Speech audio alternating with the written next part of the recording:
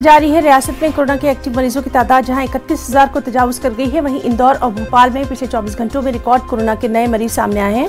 पिछले 24 घंटों में इंदौर में 1552, भोपाल में 1456, ग्वालियर में 576, जबलपुर में 552 नए मामले देखे गए। रियासत में पिछले 24 घंटों में कोरोना के 6,489 नए मामले देखे गए।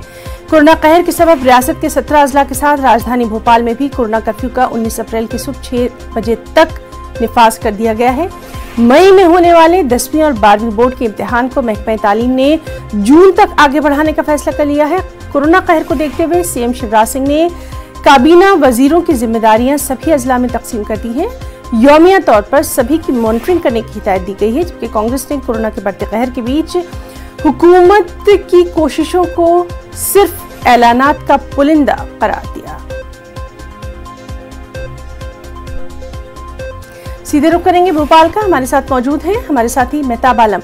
मेहताब, लगातार ये उम्मीद की जा रही थी कि सख्ती के साथ इम्तिनान जो है वो नाफिज किए जाएंगे, खास तौर पर राजधानी भोपाल का हाल आपसे जानना चाहेंगे।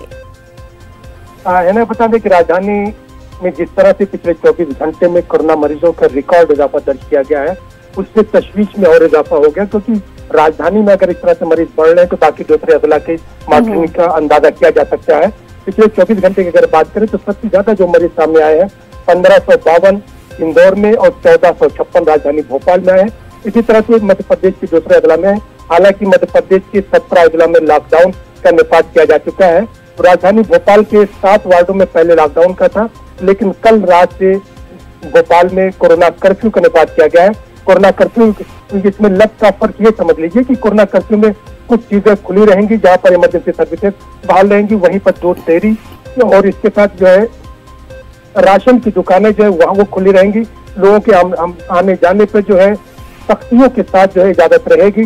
दफातर खुलेंगे, लेकिन दफातर में जो तीसरे और चौथे दर्जे के जो है मुलाजिमीन की तादाद कुल जो है 25% होगी, जबकि अव्वल और दोम दर्जे के जो मुलाजिमीन है उनको 7% जो उनकी हाजिरी को यकीनी बनाने का एक काम जारी किया गया है।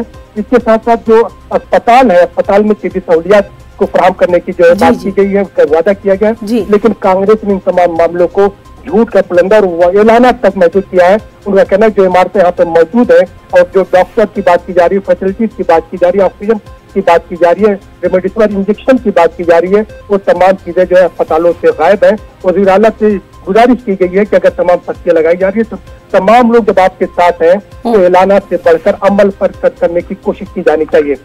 जी, मैं आप बहुत बहुत शुक्रिया अदा करना चाहेंगे आपका, और लगातार वहाँ के हालात पर भी हमारी नजर बनी हुई है। बहुत बहुत शुक्रिया आपका।